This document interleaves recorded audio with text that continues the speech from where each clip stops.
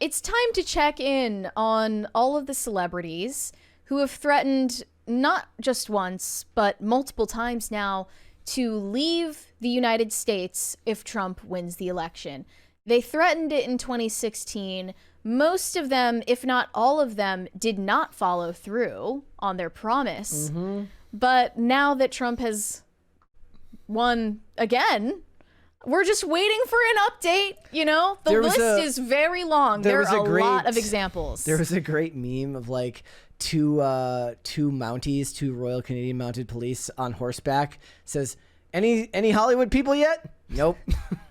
Like, they are all saying we're going to go to Canada, we're going to go to Mexico. I don't know where they're planning to go. They certainly are some of the few people in society who have all the means, all the resources they could hope for to move wherever they want to in the globe.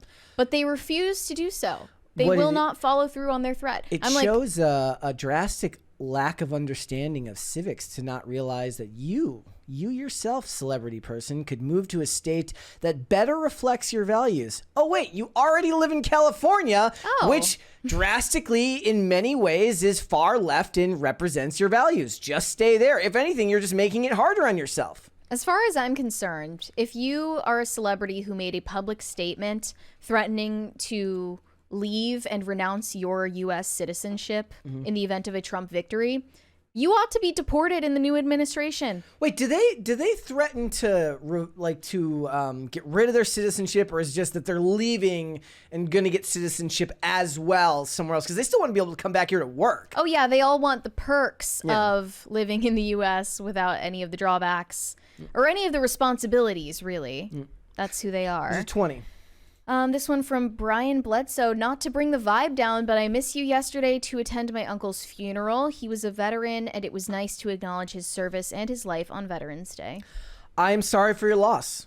I'm sorry for your loss. Here. And, God bless. We absolutely don't mind that you missed the show because of a family obligation, obviously. Yep. And, I called my dad yesterday, too, because they'd call my dad and, wish him happy Veterans Day as well. So I understand. And thank you for tuning in today, and I'm sorry for your loss. It sounds like, unlike all of these celebrities that we're talking about, you have a basic respect for your country. Yep. So they listed off a ton of examples here. America Ferrera's on here. The woman who made that awful monologue in the Barbie movie. You would have thought that America would have changed after that monologue. Yeah. She said America is sick that Donald Trump is president again. She's devastated that Kamala lost. She thought the country she lived in was better than that. Also, Sharon Stone followed up these sentiments, stating that it's time for her to flee. I'm certainly considering a house in Italy. Oh, if only the ordinary people could say they're considering a house in Italy. I just think it's an intelligent construct at this time. This is one of the first times in my life that I've actually seen anyone running for office on a platform of hate and oppression. Cher also said in an interview last year, I almost got an ulcer last time, meaning in 2016. If Trump gets in, who knows? This time I will leave. Well, we're gonna have to check. The stopwatch has begun. Like I said, Sophie Turner, who is British, also said she was going to GTFO. Haven't seen that happen yet. Bette Midler the other day, she's like, Donald Trump wins, I'm drinking Drano. I wonder if she deleted her account afterwards, so clearly that didn't happen. Yeah, she just made an actual threat to end her own life, and that's considered totally normal. There's just something political commentary. One of the annoying things, to be completely honest, is like when it started going on IRL again, I'm like, I have to care about politics again. You don't have to care. You just have to be really good at pretending. But like, it's these people, they're so wealthy. Most of them are so wealthy that they're insulated from most of the problems that the people that they're campaigning for create for the middle class and the lower class anyways. So hearing all of this from them always seems so disingenuous. Not as disingenuous as saying running on a campaign of hate, but, I just sent you a video where Andrew Tate lists all of the celebrities that at least he claims have pledged to leave the U.S. I don't know if any of these examples are verifiable, but some of them definitely are. Let's hear People what who he said had they're to going to say. leave America if Trump wins. Where's the list?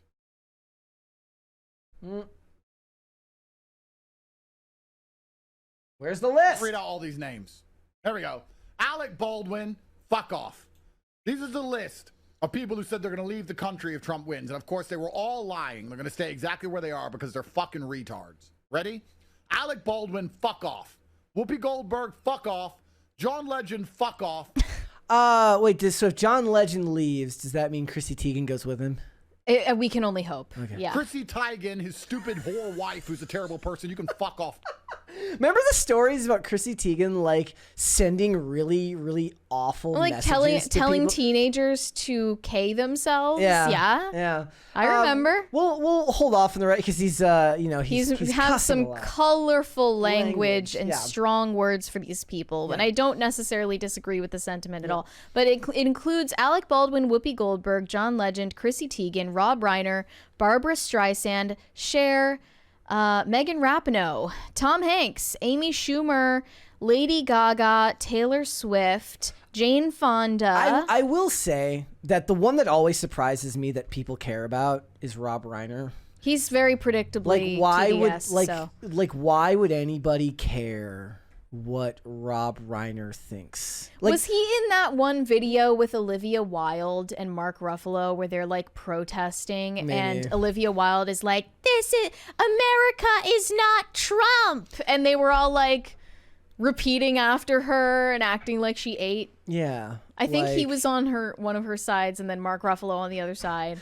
Even Mark Ruffalo, who for all intents and purposes is a great actor. I can acknowledge somebody being a good actor while being absolutely insufferable. That's perfectly fine. He actually has a claim to fame. Yeah, like I care. I would venture to guess that people would care more about what Mark Ruffalo thinks, infinitesimally more than they would Rob Reiner. I just don't remember some of these people saying they would leave the U.S. I don't remember Taylor Swift saying that.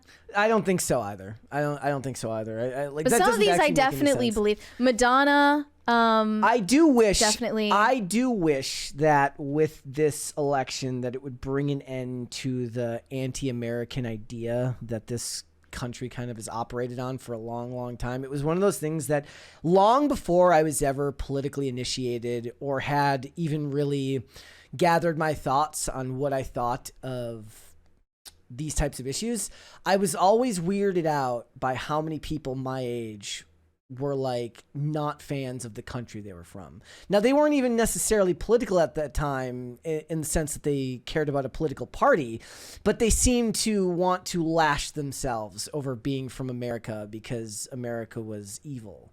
And I never understood how living in a place with as many opportunities as America can provide you and as much security as living here provides you would lead you to have that mindset. But it's the security and the opportunity and the wealth and the comfort that is exactly what they hate about it, because they feel they have reaped all of these rewards undeservedly off the backs of colonialism and slavery. So that's literally the reason why they hate it and hate themselves, is because it's easy to be American.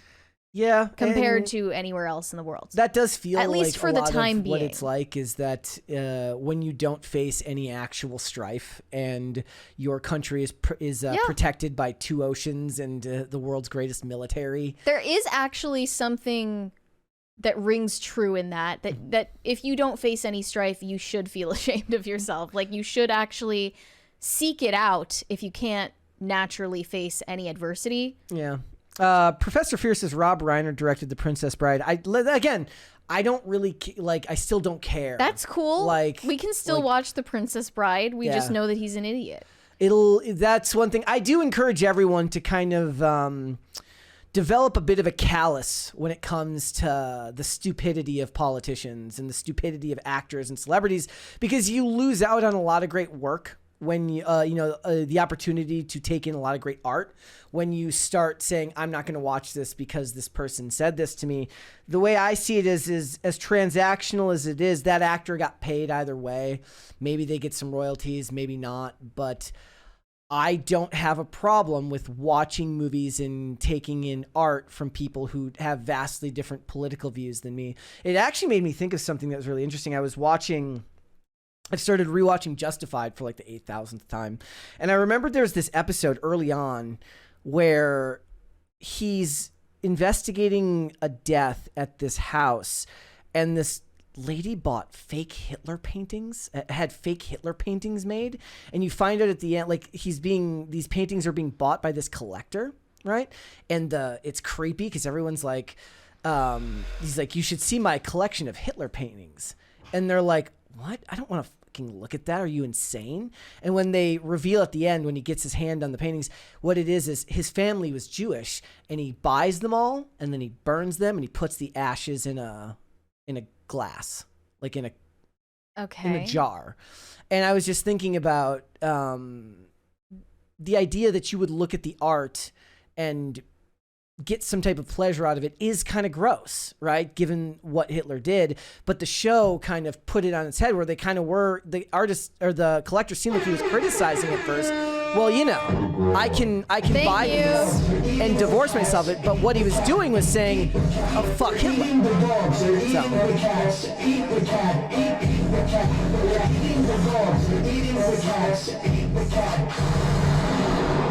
Thank you, guys. But yeah, I do recommend everyone go watch that show. But it was just very interesting that the guy buys them all and then burns them. I think both of those options are unhinged, actually. Yeah. Like you're almost making your life worse by putting that much time into it. You either idolize him or you hate him, and that means that you're obsessed with Hitler, which is unhinged. In the episode, his dad, if I remember correctly, now I could be misremembering, in the episode, his dad was a member of the Reich. And when Germany fell, he renounced his faith in Hitler, but then in private said that he supported him right up until the day he died. He goes, I hated my father. So the whole point was like it was more that I don't know the context. It was more that he hated his dad, and that his dad was, supported an evil man. I see. See, there you go. A TV show that was able to do a whole episode about Hitler that somehow would have been more entertaining and less preachy than the stuff we get today. I also want to show Kathy Griffin's explanation for why she is not going to leave the U.S. as she promised. She looks like a Bratz doll drunk aunt. She looks terrifying. She does. The face filter is a lot. Okay, so I am responding to a bunch of the comments that I've been getting. Look, sometimes I read the comments. Sometimes my security folks advise me to not read them. But I'm not... Those people are smart. ...leaving the country. All right? I never said that. I was never one of these celebrities, D-list or otherwise, that was like, and if Trump gets reelected, I'm leaving the country and I'm going here and I'm going to do this. Obviously, I didn't want him to win. But if you guys know my story at all, and if you don't, just Google Kathy Griffin, Donald Trump. I've already tussled with him. I'd rather not. I've tussled with him 7 years ago, and I prevailed. And I, just played Carnegie Hall 2 weeks ago. And by the way, literally kissed the stage. There's a big lipstick mark that's still there probably. That's because your lips are huge, because they're fake. And... what's going to happen now, especially with Project 2025, is yet to be seen how much they're going to do of it. But I definitely suggest that you read Project 2025. It's not that difficult of a read at all. It's not a book. But I have had the knock. Neither was the Parental Rights and Education Bill, which was 7 pages long, but nobody took the time to read that either. At the door. So don't come at me and don't be talking to me about, you should be so scared, Kathy, and I'm sure you're packing your bags. Yeah. These people are irredeemably crazy. I can't. I actually feel bad for them. I don't know. I would give a lot of respect to the ones that do. If one day Whoopi Goldberg one day she's just on the other side of the Canadian border and she's like, bye, and I would leaves, respect it. I really would have more respect but for that. None of them ever do follow through on that promise because they get too confident. They get too confident that they're going to win. And it didn't happen this time. Thanks for watching. Listen to full episodes of Pop Culture Crisis on Spotify. Keep up with us on social media and make sure you subscribe and ring that bell so you never miss the show. Bye, guys.